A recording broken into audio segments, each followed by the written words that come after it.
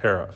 Okay, so that is Ed Bell. Joining me in the studio right now is Amit Dhamani, one of the UAE's leading businessmen. He's managing director and CEO of Dhamani Jewels Group. You will have heard of them. You would have seen them. They've got 15 shops all over the UAE in all the sort of hot spots, Dubai Mall, for example. Also, a really global operation, really, spanning Thailand and Switzerland as well. So, Amit, it's a pleasure to have you join us in the studio. It's a pleasure to get your perspectives on this. Thank you so much. Pleasure is mine. Well, it's lovely to have you in. And so many people are getting in touch. And it's really interesting hearing what people are worried about. You've got like positive, like Mazamil is saying Bitcoin $76,000. It's the world's best freedom asset on sale. I'm buying the dip. You've got Meras saying I'm already been affected by Trump because he's cutting funding to the corporate I work in. You know, I'm worried about how all these policies are going to affect property prices in Dubai. Another person saying we're being harder hit by these RTA tariffs on parking in Salek. I think we should be talking about that instead.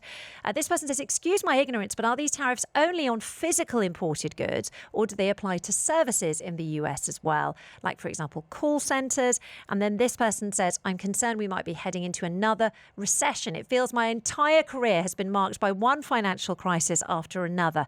Recession, war and relentless inflation. So, Amit, it's a real mix of sort of views out there, you know, in the populace. You're feeling fairly optimistic, aren't you? See, actually, if you look at the facts, gold and commodities are a strategic hedge. Gold trade boom can be likely because Dubai already handles 40% of global gold trade. As uncertainty rises, gold becomes a hedge and Dubai's dominant position, it is a gold commodity hub. So why it keeps me more optimism is that I look at day by day where the business can go forward. Certainly past is past, what were tariffs was tariffs, but this is a new world. In the new world, we in UAE are at 10% of baseline tariff. And like the Economists just mentioned in things like aluminium, we were already higher, so baseline tariffs actually, it's not bad. And similarly, I feel that how we see way forward as Dhamani and as Dubai, as an industry, to position this new world of tariff, and how do we play an important role to actually synergize, strategize the way forward, whichever way it is. If it is a 30% tariff for other countries or 25, but we at 10% actually tend to gain in mid and long term to provide that platform to, especially I can talk about our industry. Okay, so there is this sort of lurking concern, though, that, you know, Dubai has always positioned itself as a global hub for trade. But so doesn't that mean we're going to be, or we're more likely to be impacted by a kind of trade war or a trade winter? You know, we're going to see this wholesale disruption of supply chains and trade logistics, for example. I think it can be the other way around. I think you can see a lot of global goods coming into Dubai. That suddenly all these markets, they want to sell to a market.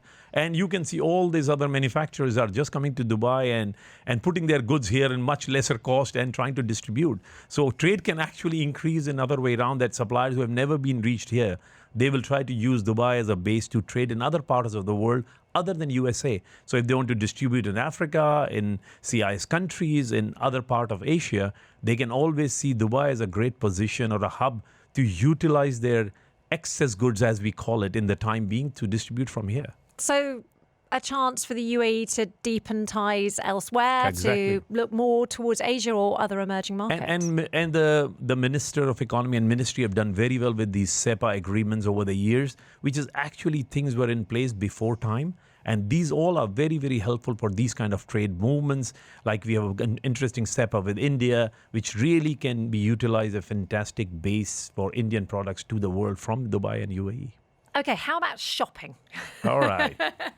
Because you've got all these stores, you've really got your finger on the pulse of retail as a consequence. You know, you're not just at the sort of higher level economic sort of macro stuff. You really get hands shoppers. On ground. Hands on ground, feet on ground, shopping bags in hand. Correct. What impact do you think is this going to have on the price of not just your goods, which are fairly expensive already, just because they're jewelry. Luxury, yeah. But what's the impact going to be on retail? See, I think I can talk generally overall UAE, and a lot of times when we are here, we don't analyze it deeply.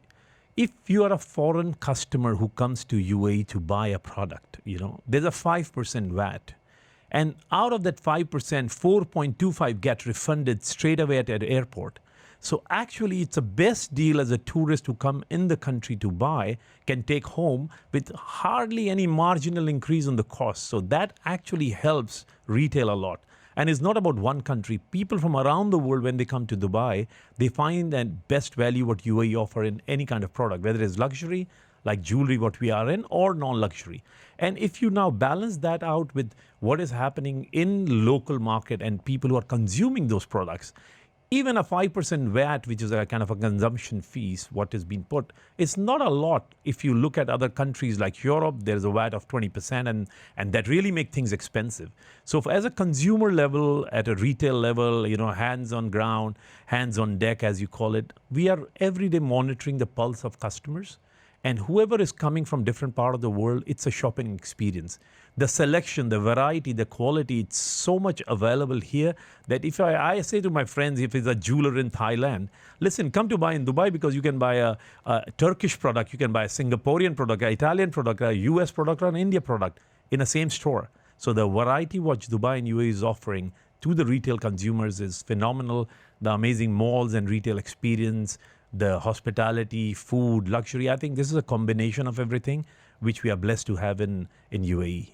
And it's about to get very expensive in America. Let's be honest. I mean, that's the thing. And so do you think we could see American tourists coming here because all of a sudden we'll seem pretty cheap? I think that they will try to do many parts of the world, but Dubai certainly will be top of that list. Again, the differentials, what I mentioned earlier about the tariff difference. And more than that, when they come here, they'll come as a tourist destination. Yeah. And that's hats off to all the tourism departments in Dubai and other Emirates, which are really promoting as a tourist hub. So while these all customers are not only coming for shopping, they're coming for an experience of amazing locations, what we have in UAE, whether it's desert, sand, water, or hotels. And they end up in a store and they will, I'm sure, happily buy products and take back home. Everyone spends more money on holiday, don't they? Let's be honest. That's why there's all those jewelry stores in the hotels. And that's why we are happy to be here and always looking to open few more. Amit, it's been such a pleasure. Thank you for coming to join us in the studio. I think everyone listening will be feeling quite a lot more reassured because you're such a sort of important figure from the business community here. It's just great to get a bit of a sense check. Because there's this frenzy at the moment about the markets and it's all bad headlines. So it is interesting to hear how, business is feeling here in the UAE. And a parting note, I can say, friends of mine and businesses and people in Dubai and UAE, I think we should be more comfortable. Certainly, these headlines are very, very distracting.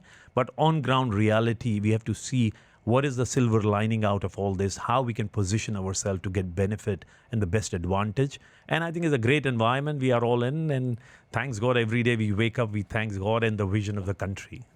Amit Dhamani there, CEO and Managing Director of Dhamani Jewels. Thank you so much for joining us this morning. Thank you. Your ARN News. I'm Serena Kelly. His Highness Sheikh Abdullah bin Zayed